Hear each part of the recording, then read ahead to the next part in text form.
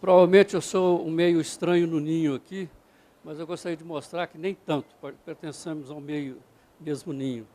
Vou falar de meteorologia, de clima, que obviamente tem a ver com toda a questão de trabalho, né?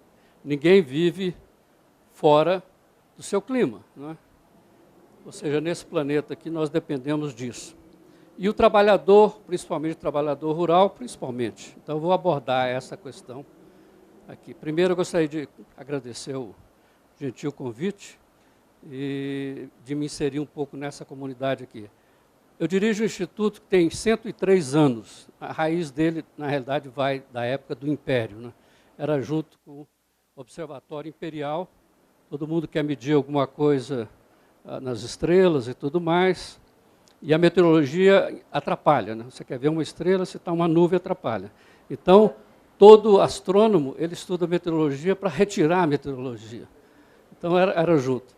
Em 1909, foi separado e o Instituto Nacional de Meteorologia existe. Desde então, era uma atividade muito de aviso aos navegantes, porque não tinha avião, etc. O Brasil era muito costeiro e tinha uma atividade muito junto com a Marinha, que a gente tem até hoje.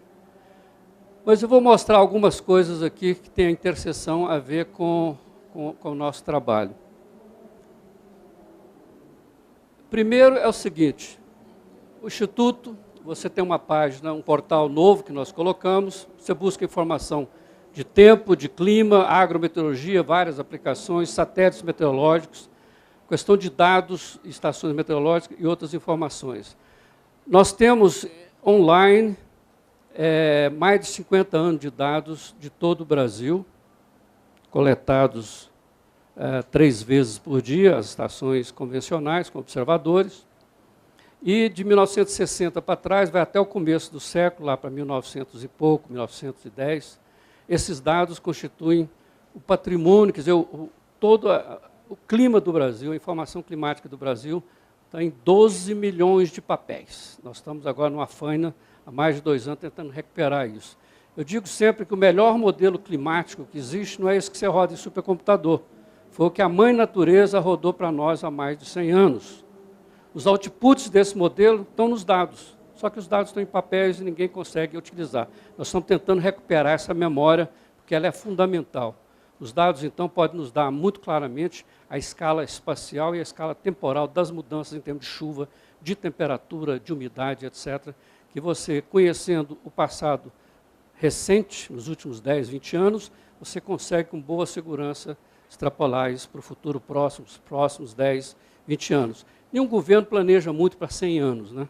Meio complicado, isso é uma coisa meio nossa da comunidade acadêmica.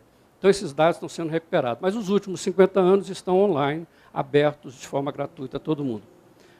Recentemente, nós fomos abordados pela Fundacentro e fizemos um acordo de cooperação técnica em que os nossos dados, em tempo real, quando a gente diz em tempo real mesmo, acabou de medir, em questão de segundos, está disponível. A gente usa um satélite de comunicação geoestacionário, então o tempo do sinal ia a 36 mil quilômetros, voltar, entrar nos nossos computadores, e esses dados, de uma forma automática, são passados para a Fundação, que agora vai trabalhar nessa questão toda de tempo e de clima e a saúde do trabalhador. Então, aqui só para dar um exemplo de por que isso é importante. Um gráfico que mostra na vertical temperatura do ar e umidade relativa. Toda a questão do ser humano tem uma certa região de conforto. Se você for trabalhar na estação de Vostok, na Antártica, você vai estar todo encapuzado, menos 80 graus Celsius, né? Então, quando a temperatura é muito baixa, você tem uma questão de muito frio, proteção especial, você pode ter problema sério. Umidade baixa também, você vai para condições de deserto, etc. Brasília vive muito isso, em certa época do ano, você baixa de 20%. E a área de conforto, em termos nesse quadro.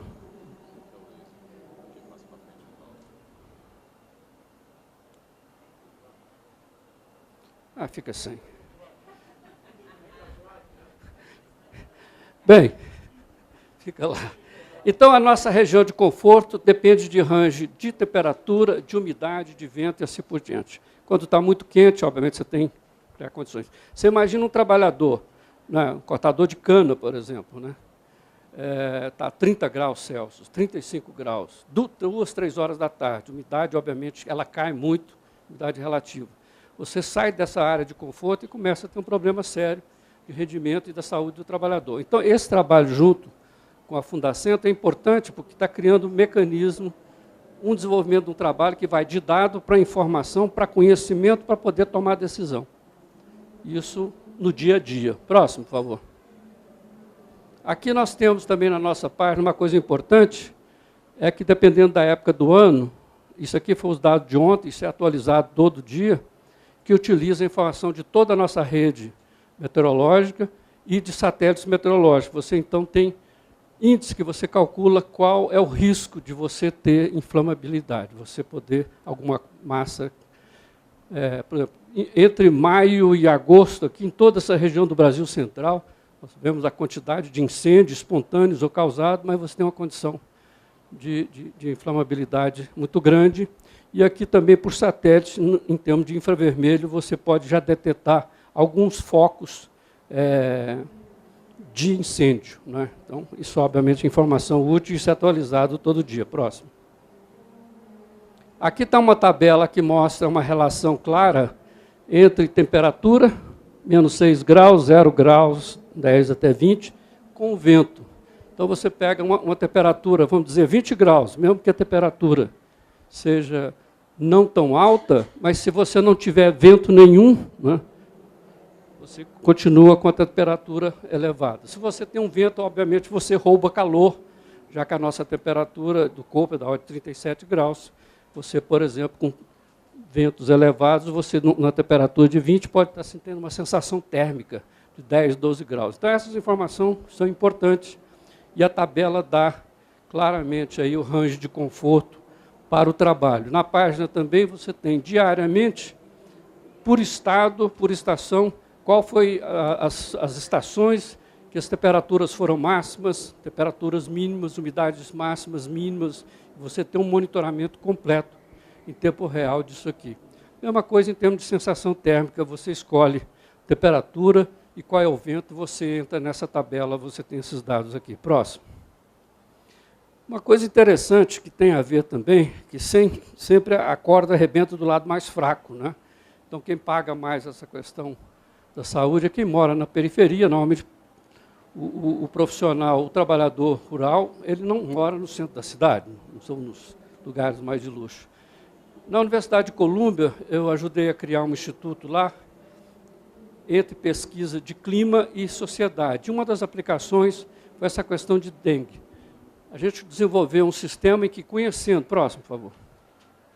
Aqui, vai lá, pode ir passando, por favor.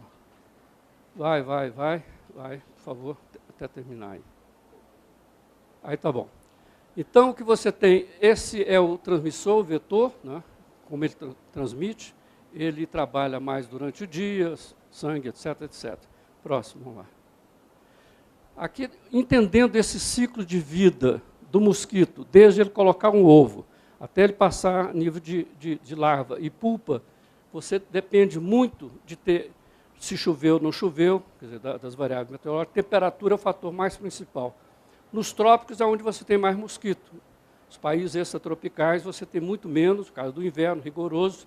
A temperatura, então, mais elevada, você pode acelerar esse ciclo. Então, se eu consigo prever as variáveis meteorológicas, temperatura, umidade, a quantidade de nuvens, radiação e temperatura, eu poderia ser capaz de ter uma ideia de uma previsão se eu poderia ter ou não um surto de dengue. Próximo. Nós chegamos a fazer isso aqui pelo Centro de Controle de Doenças. Você nota claramente que você tem, aqui nos Estados Unidos, você tem certa região, você pode ter, você tem um mosquito, mas não tem a doença, porque, na realidade, eles combatem, por exemplo. Então, tem uma questão aqui no Brasil, esse mapa de 10 anos atrás, você já tem áreas de dengue muito grandes no país como um todo, caminhando de áreas, aumentando a área de epidemia. Próximo. Aqui foi um exemplo que nós fizemos lá, a nível global. Se eu sou capaz de prever chuvas, temperatura, etc., e eu tendo um modelo do mosquito, nós chegamos a fazer uma previsão com 3 meses de antecedência, de que nessa época aqui de dezembro de 2001 a fevereiro de 2002, nesses 3 meses, você teria certas áreas sobre a América do Sul, principalmente no Brasil, em que você teria uma possibilidade muito maior, né, bem acima do normal, de ter dengue. Então, mostra que a parte meteorológica, com algumas coisas relacionadas com saúde pública, e praticamente aí ajudando essa questão do trabalho, é uma coisa importante, é uma interseção. Então, eu me coloco aqui não como estranho do ninho, mas a gente está trabalhando em áreas que têm a ver com a saúde do trabalhador, e esse acordo com a Fundacentro, eu acho que vai permitir evoluir muito em desenvolver mais do que dados, informações e conhecimento para poder tomar decisão. Era isso aí.